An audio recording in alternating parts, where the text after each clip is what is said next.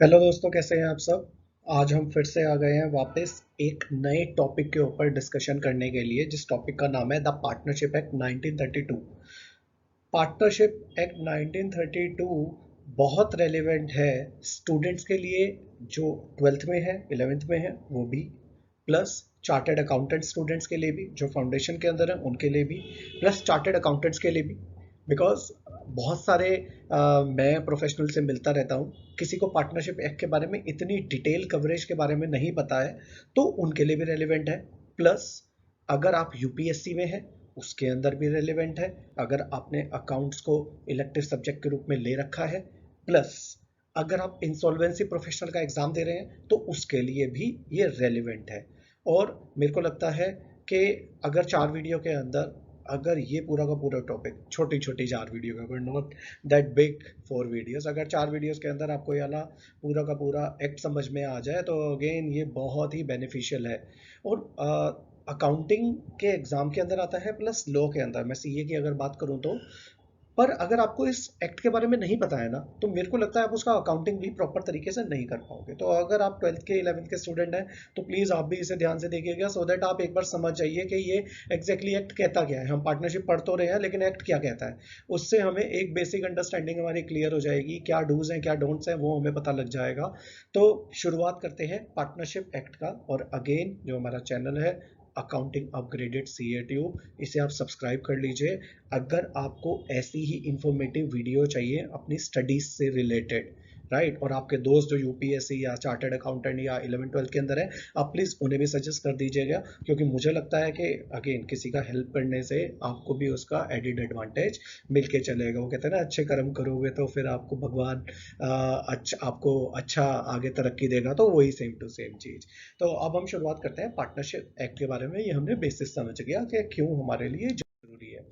अब शुरुआत करने से पहले मैं आपको बता रहा हूँ, हम पार्टनरशिप एक्ट के इस पूरे की पूरी जर्नी को 4 वीडियोस के अंदर समेट के रखेंगे। और मैं ट्राई करूंगा वीडियो जितनी छोटी से छोटी हो उतना ज़्यादा बढ़िया, छोटी बट ज़्यादा इंफॉर्मेटिव हो, राइट। तो पहला जो हमारा, और अब ये जो वीडियो है, अगर एक जैसे मैंने 4 टॉपिक के अंदर डिवाइड करा है, अगर ये 4 टॉपिक मुझे लगता है बड़ा हो जाएगा तो हम इसे 6 वीडियोस के अंदर डाल देंगे। वो आपको चैनल के ऊपर आपको रेगुलर अपडेट्स के अंदर आते रहेगा। आप सब्सक्राइब करेंगे तो आपको नोटिफिकेशन आता रहेगा। और आई वुड रिक्वेस्ट यू कि आप प्लीज़ इसे सब्सक्राइब कर लें। तो 4 पार्ट होंगे बेसिक, देन सेकंड होगा पार्टनर्स के rights, duties and liabilities, and उसके बाद reconstitution and dissolution, and last होगा रजिस्ट्रेशन ऑफ फर्म।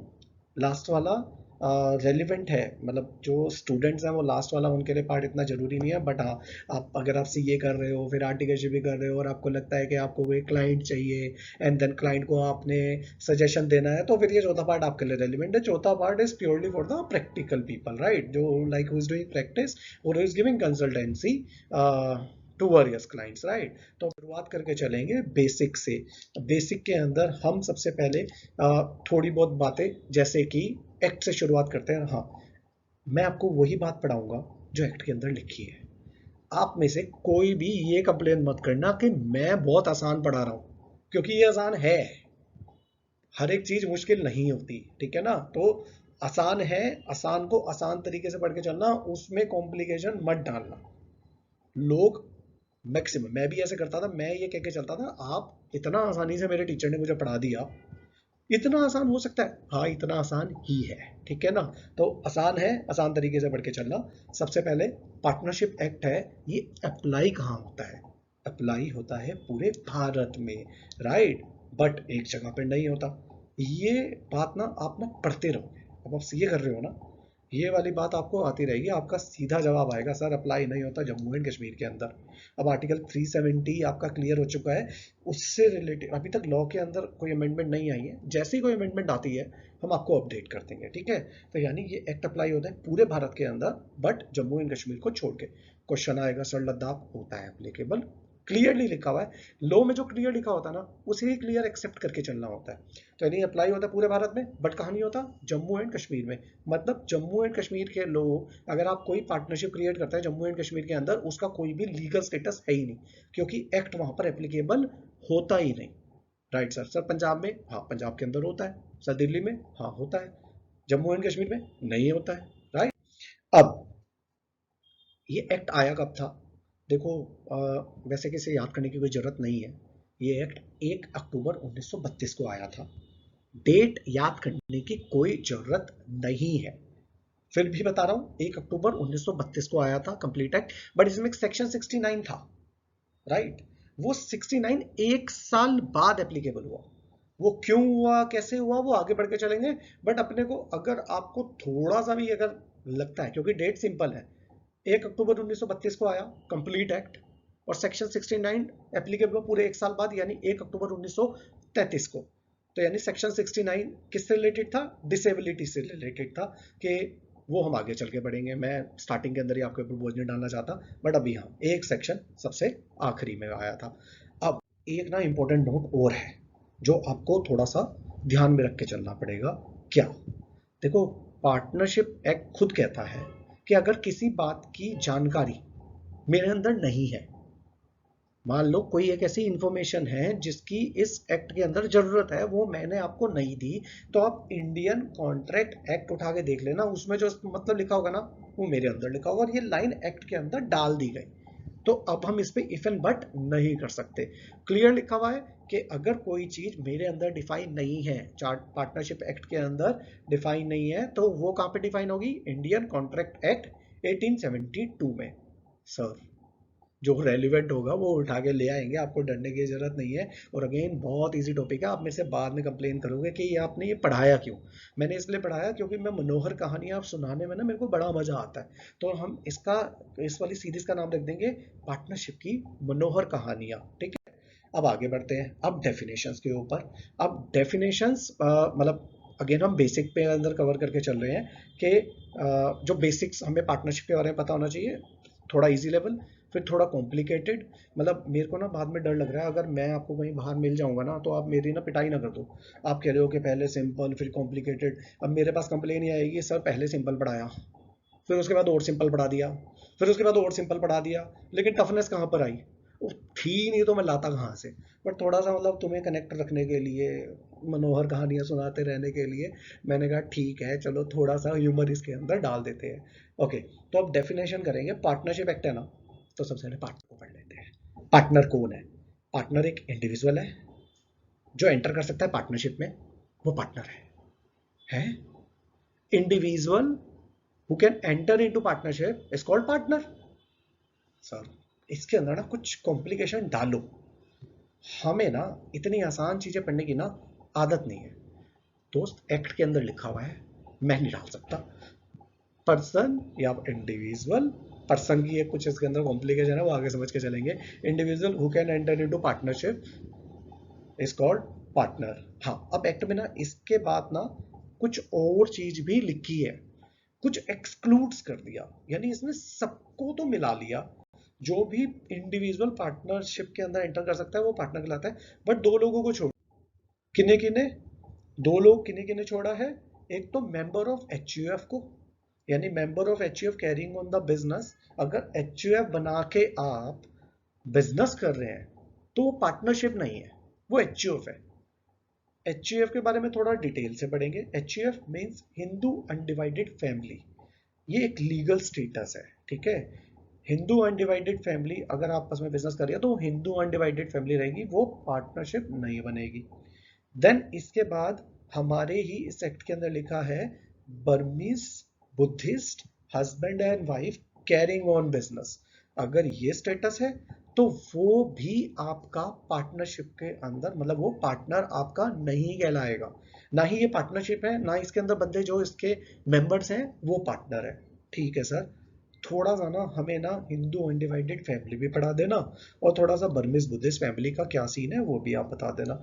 ठीक है, अभी पार्टनरशिप में रहते हैं, इस वाले टॉपिक को भी हम उठाएंगे नेक्स्ट वीडियो के अंदर, हम इस वाले को थोड़ा सा और इलेबोरेट कर देंगे, राइट। बट मैं ना कॉम्प्लिकेशन लेयर से लेयर नहीं डालना चाहता, तो हमें सिंपल सा इसको आप सुन के चलो।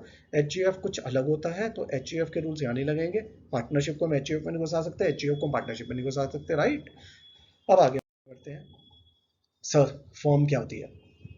जो पर्सन है ना, कलेक्टिवली पार्टनरशिप में, उसे फर्म कहते हैं। सर नहीं, ये तो आसान निकली, यही है। यानी person collectively is called firm. Okay sir, सब मिलके फर्म बन गए। उन इस रिश्ते का नाम क्या है? हाँ, उस रिश्ते का नाम है फर्म नेम। जो नाम है जिसके अंडर फर्म बिजनेस करती है, that is called firm name.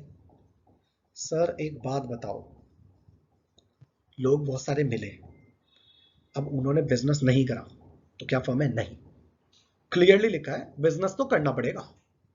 Business profit making और loss, what ever, profit and loss होना चाहिए। इंटेंशन जो है आपकी, वो बिजनेस करने की होनी चाहिए, और सिर्फ प्रॉफिट आए या लॉस आए, आपको उसके अंदर व्यापार करना पड़ेगा ही पड़ेगा। अगर आप नहीं करेंगे तो उसका एओपी, एसोसिएशन ऑफ पर्सन, उसका कुछ अलग स्टेटस बन जाएगा। पार्टनरशिप है, पार्टनरशिप के अंदर क्लियर बात है कि आपको बिजनेस करना पड़ेगा। सर ठीक है। अब सर एक ना बच्चों इसके अंदर ना डेफिनेशन और आती है। अब ये ना बेसिकली जो एक्ट ऑफ द फर्म है, मतलब इसका नाम act of the firm, basically आपको ना पार्टनरशिप का ना होल क्रक्स देगा, इसका रिश्ता आपको समझाएगा। पार्टनरशिप ना एक तरीके से ना एक एक जिस्म दो जान, एक जिस्म पांच जान, वटेवर जितने भी पार्टनर्स हैं, उनके जो जिस्म होगा, राइट, वो होगा फर्म। और जो जान होंगे ना, अंदर वाले सारे के सारे लोग होंगे। मतलब देखो दोस्त, फर्म के अंदर जब हम पार्टनर्स बनते हैं ना, पार्टनर जैसे लाइफ पार्टनर होता है, हस्बैंड वाइफ होते हैं, दोनों की रिस्पॉन्सिबिलिटी। हस्बैंड वाइफ शादी के अंदर तो पंडित जी की अगर हम बात करें ना, तो आधे दुख जो पति के होते हैं ना, वो पति के रहते हैं पूरे के पूरे। लेकिन जो उसके आधे सुख होते हैं ना, वो पत्नी को दे दिए जाते हैं। लेकिन पत्नी के जो आधे दुख है वो पति को मिल जाएंगे, राइट। लेकिन पत्नी के जो पूरे सुख है ना, वो पत्नी के रहेंगे। तो वहां पर डिस्क्रिमिनेशन चल रहा है। बट ये जो शादी हो रही है ना पार्टनरशिप वाली, इसमें कुछ अलग सीन चल रहा है। इसके अंदर जो भी पार्टनर्स होंगे ना, वो सब एक दूसरे के लिए इक्वली लायबल होंगे।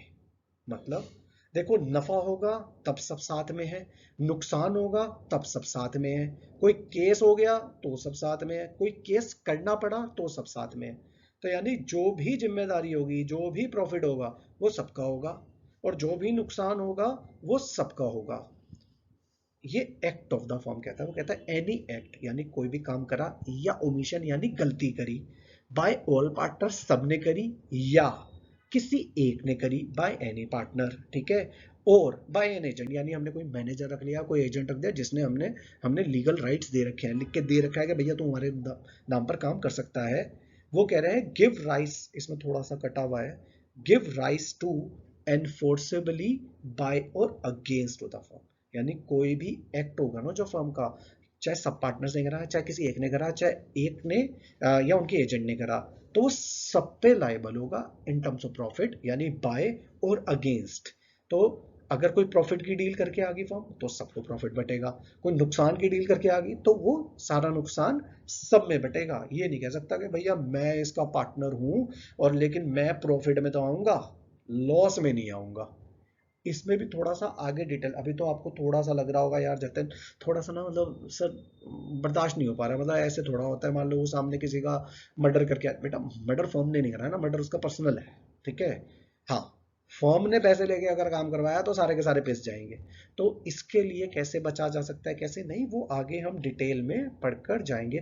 अगेन, इंडियन कॉन्ट्रैक्ट एक्ट आपको कहता है आप कोई भी इलीगल काम नहीं कर सकते, तो इसके अंदर वो एप्लीकेबल हो जाएगा। अब आगे बढ़ते हैं, ज़्यादा लंबी वीडियो नहीं करेंगे।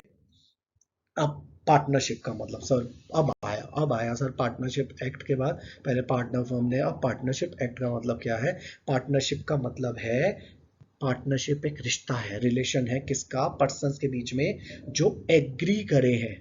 यानी जो पार्टनर्स बने हैं ना, एग्री करे हैं प्रॉफिट को शेयर करने के लिए, जो बिजनेस से होगा, किस जो बिजनेस से होगा, चाहे वो सबने मिलके करा है, चाहे उनमें से किसी एक ने करा है, और या एक्टिंग फॉर ऑल। यानी पार्टनरशिप क्या है? आप और मैं मिले, जैसे मेरा एक पार्टनर आप हो गए, यानी भोलू लाल, भोलू लाल और जतिन हम मिलके पार्टनर बने, ठीक है।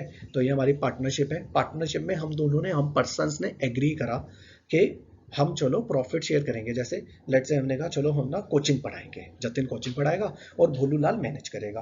तो भोलू लाल ने जो मैनेजमेंट का काम है, अब मैंने भोलू लाल को कहा कि पढ़ाऊंगा मैं, सारा काम करोगे मार्केटिंग से रिलेटेड आप, ठीक है।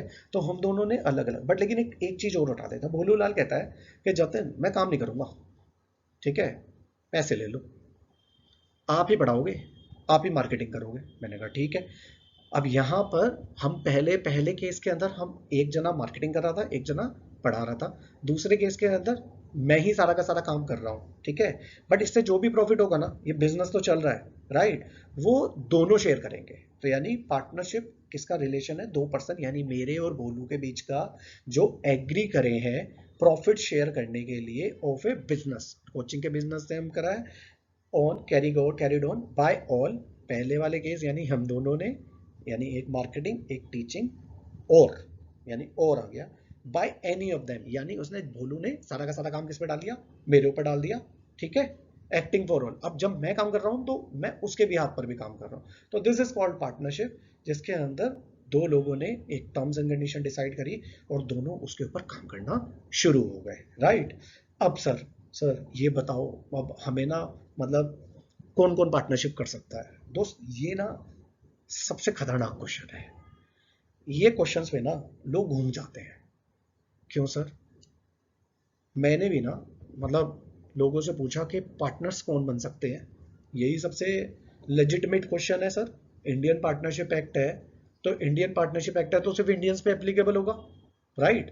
अब पर्सन कौन है, पर्सन क्या कंपनी पार्टनरशिप बन सकती है, सर नहीं बन सकती सर। सर कंपनी जो है वो पार्टनर कैसे बनेगी, यही क्वेश्चंस के जवाब देने हैं। और दोस्त मैं, अगर आप प्रोफेशनल हैं, इसी क्वेश्चन के अंदर आप फंसते होंगे, गलत सलाह देते होंगे, तो आज से ये गलत सलाह हम बिल्कुल खत्म कर देंगे। तो यानी person competent to be partner, यानी पार्टनर कौन कौन पर्सन बन सकता है। एक्ट ने बोला है, हमने कुछ नहीं बोला। अब हर एक इंसान जो एक कॉन्ट्रैक्ट करना कर सकता है, वो बंदा पार्टनर बन सकता है।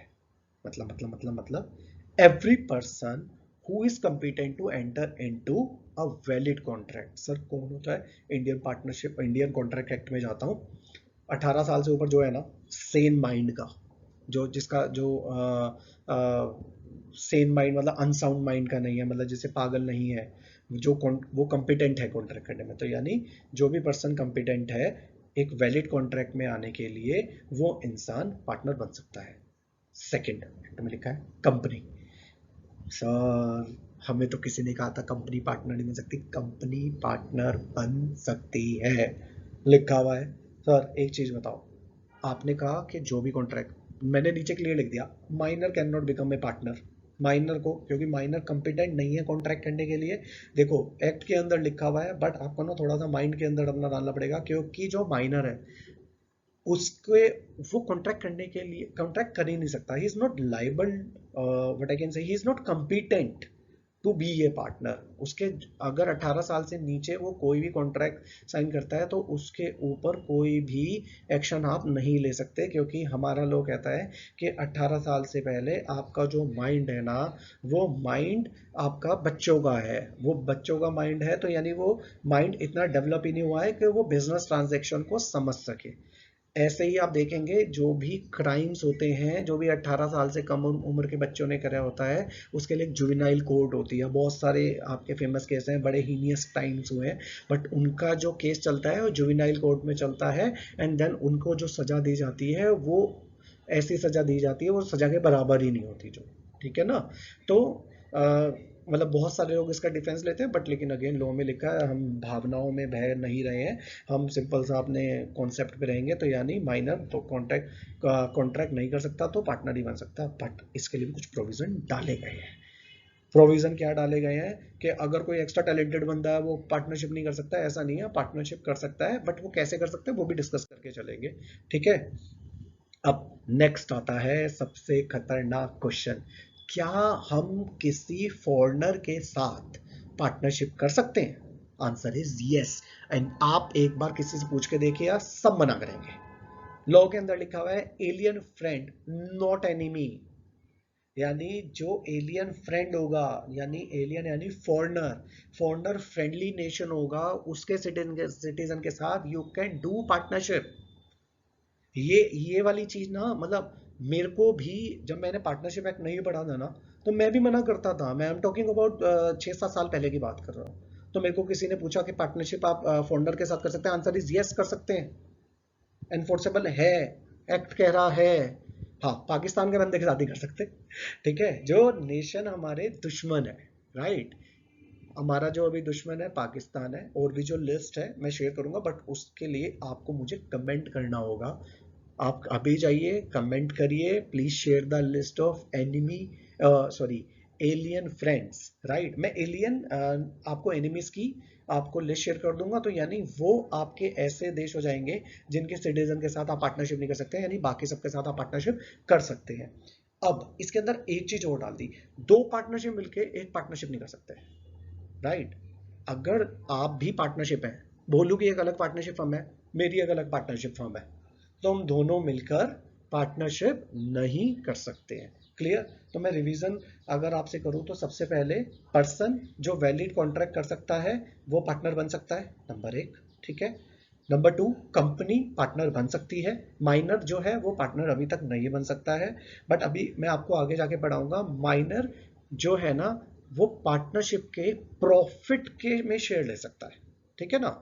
तो वो हम आगे जाके इसको पढ़ेंगे। देन उसके बाद मैंने कहा कि फॉरेनर भी पार्टनर बन सकता है, बट वो फ्रेंडली नेशन से होना चाहिए, वो एनिमी नेशन से नहीं होना चाहिए। एंड देन फोर्थ मैंने आपको क्या बताया कि पार्टनरशिप हम ना पार्टनर नहीं बन सकती आपस में, ठीक है।